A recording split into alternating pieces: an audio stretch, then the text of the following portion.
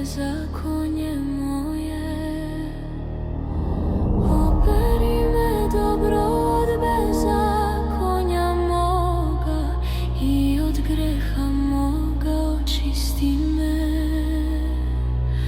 Jer bezakonje svoje znam i greh je moj stalno predam.